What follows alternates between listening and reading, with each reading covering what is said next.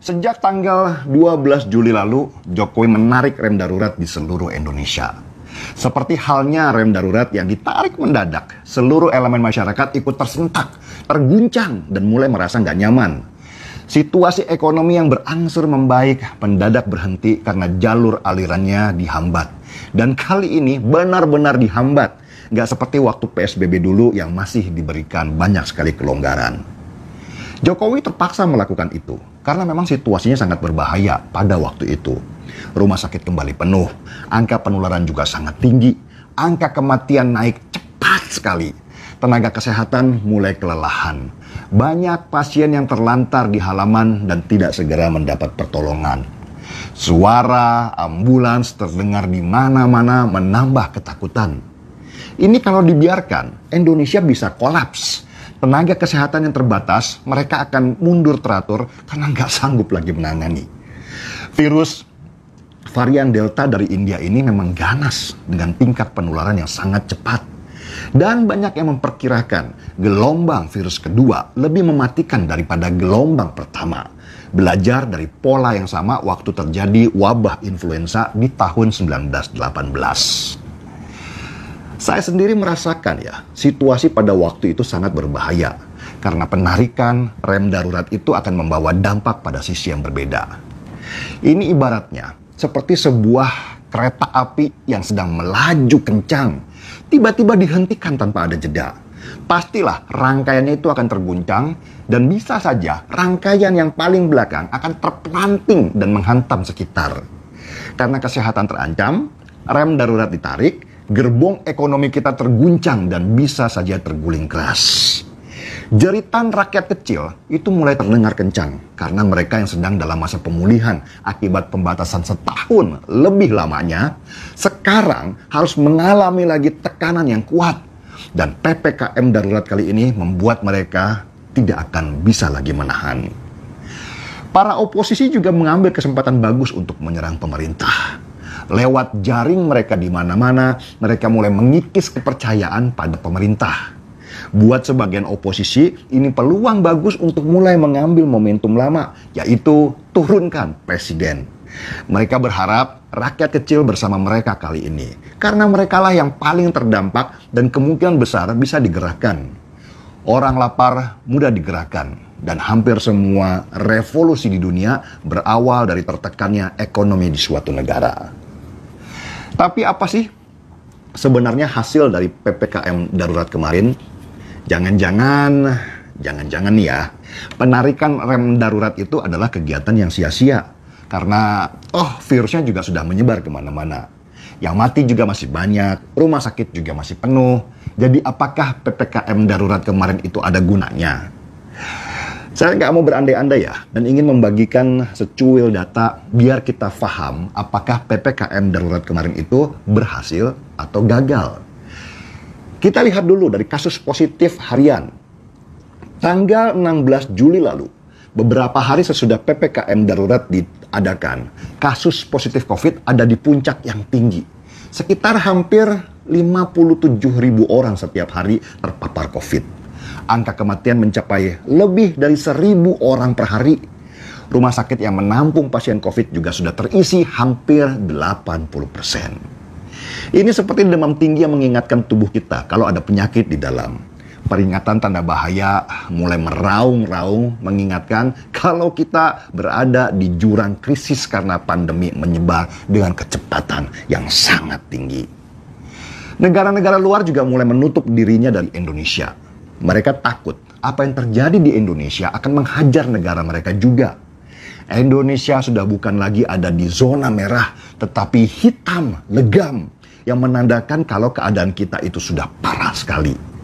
Bahkan ada negara yang sudah siap-siap mengungsikan warganya yang ada di sini supaya kembali pulang, karena situasi di Indonesia sudah sangat berbahaya. Kita mungkin yang belum terkena nggak begitu menyadari situasi. Tetapi ketika orang-orang yang kita kenal sekarang mulai bertumbangan, banyak dari kita mulai ngeri juga. Setiap hari ada saja yang mati.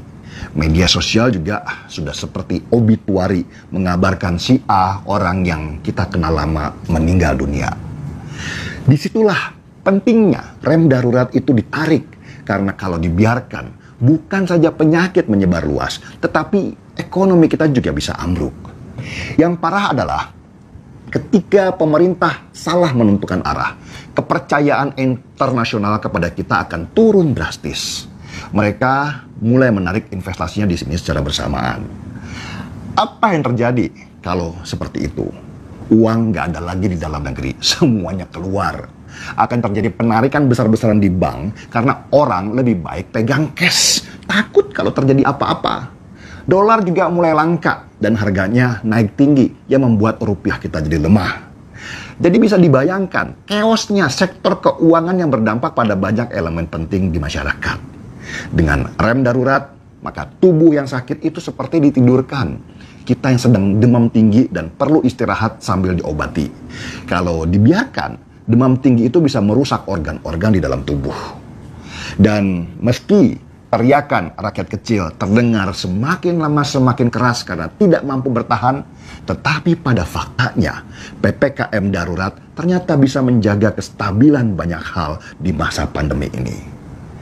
Pada tanggal 26 Juli, 2 minggu sesudah PPKM darurat diberlakukan, kasus positif COVID harian turun dari 57.000 kasus per hari menjadi 28.000. Kesembuhan dari COVID juga sudah mulai naik dari angka 28.000 orang setiap hari naik jadi 40.000 orang.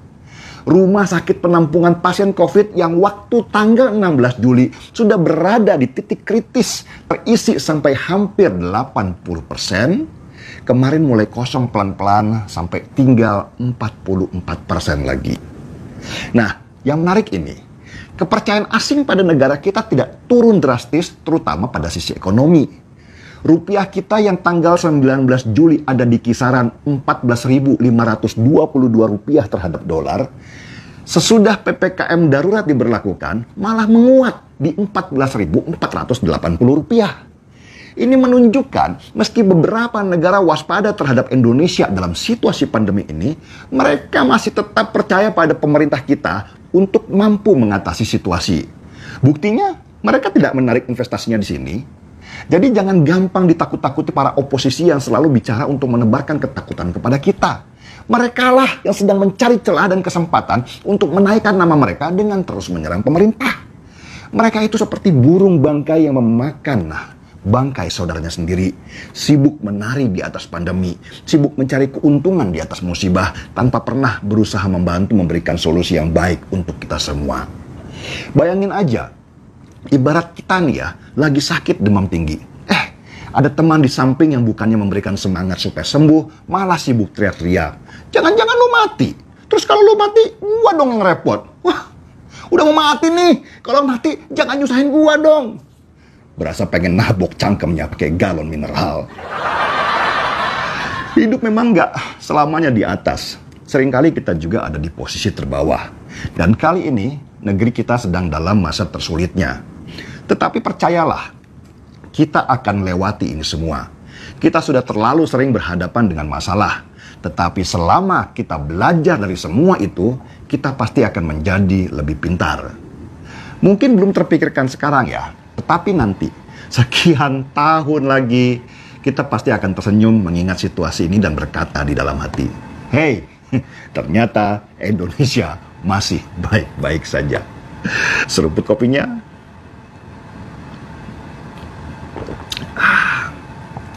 Markiput, mari kita seruput. Saya Denny Siregar, kita di acara Timeline.